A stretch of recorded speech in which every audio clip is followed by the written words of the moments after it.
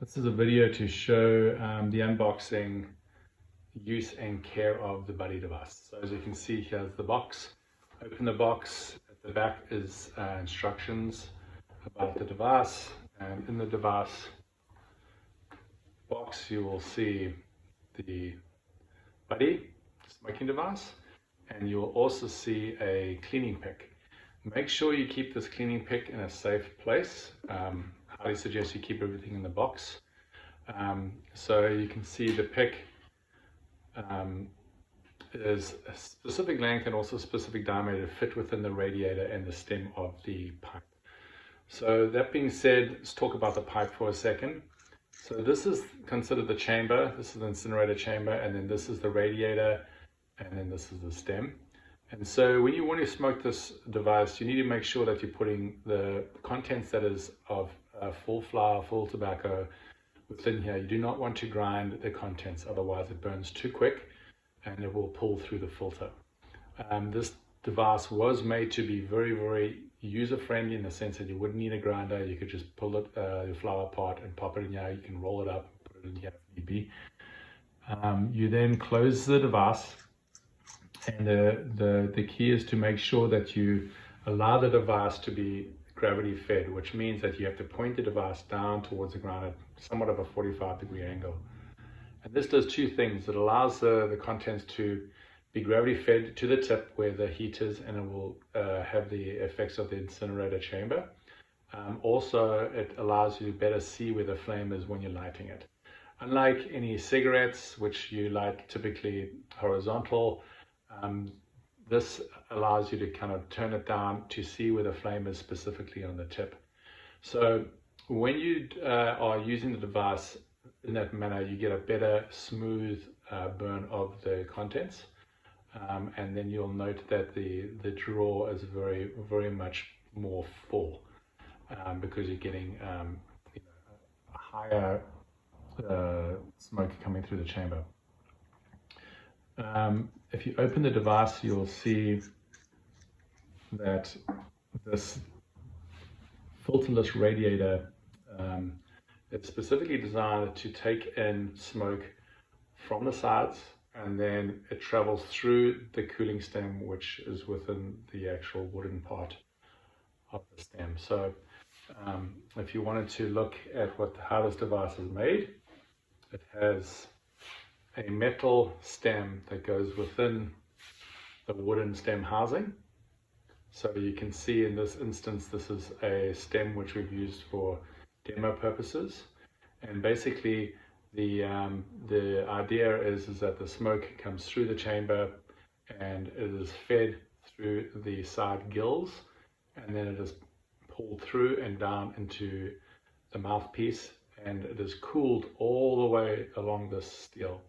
So the steel there allows for a smooth draw, and then it is set within the mouthpiece like that. So you have obviously the wood keeps from the device getting hot, and then obviously you have the chamber in the front.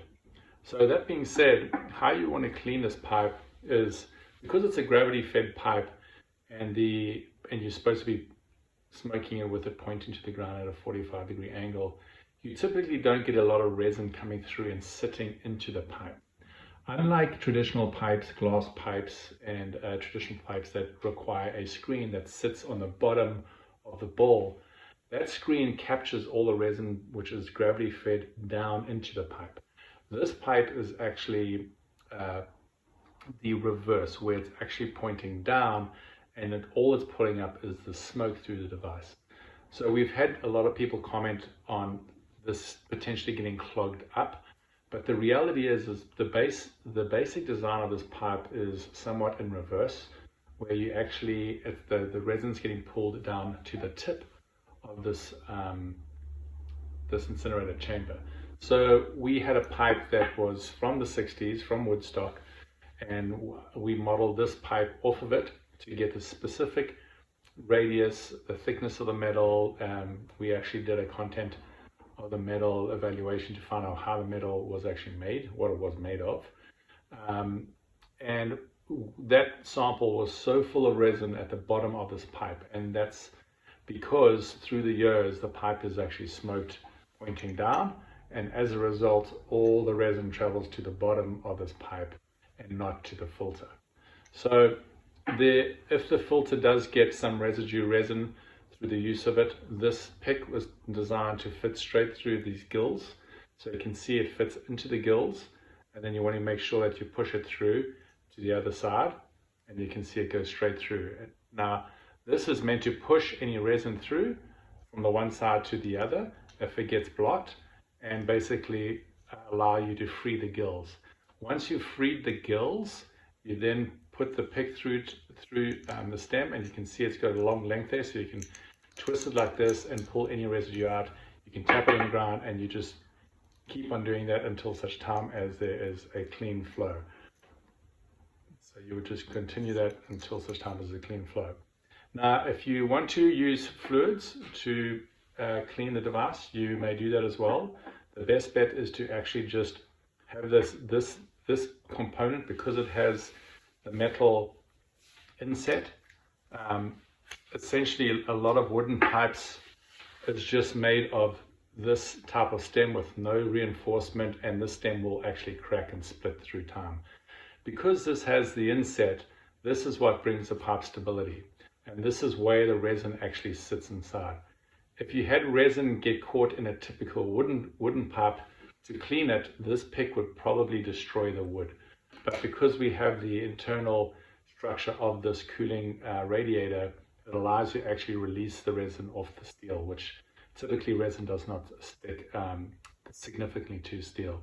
So it allows you to kind of put some cleaning fluid into a container of sorts, and you can just put that overnight, just keep it in the tip of the container, and then put some fluid down the center of the stem and just let it sit. So I have used a syringe in the past, and you just put cleaning fluid in through there, and you let it sit. You sit overnight, and then you go through the process of just cleaning it with this cleaning pick.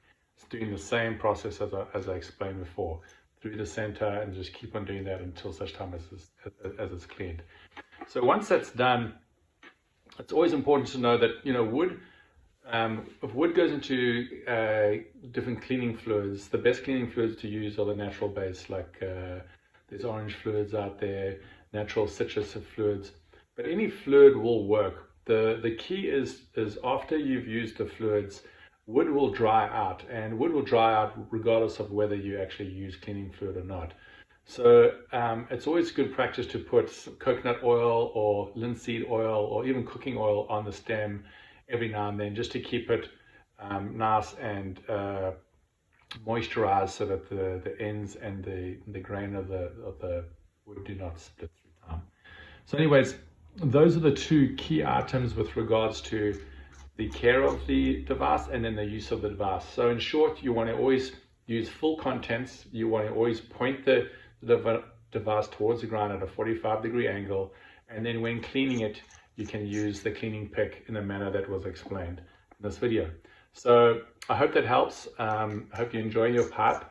If it is cared properly, this pipe will last a lifetime, and we hope to hear good stories and good reviews of the use of the Buddy, and I'm sure you will make many pleasant memories through the years. Thank you for your time, and I hope you have a really, really good experience with our pipe.